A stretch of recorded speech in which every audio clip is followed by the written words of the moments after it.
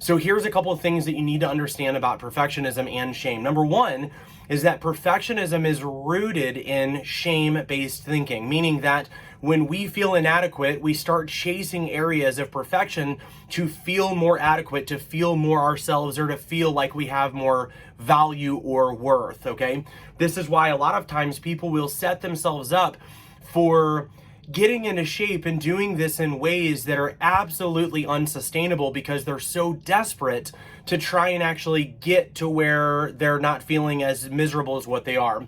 Number one is that you need to understand is that people who are battling perfectionism never know how much enough is enough. So they end up toiling consistently and striving because they don't really have a bullseye in mind.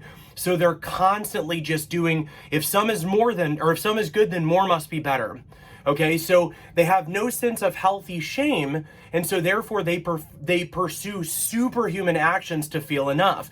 This is where a lot of times many of you guys might be able to recall before you started the program. Maybe you felt like you constantly chased working out excessively or being perfect on your diet, or if your workout wasn't perfect, then you felt like somehow you weren't doing enough.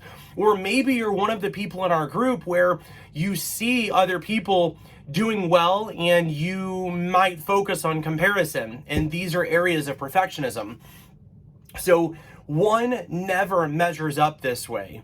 No, meaning that if this is your area where you're focused on, you're never going to feel adequate because you're measuring yourself against things that are constantly movable that are not really good depictions of what is healthy.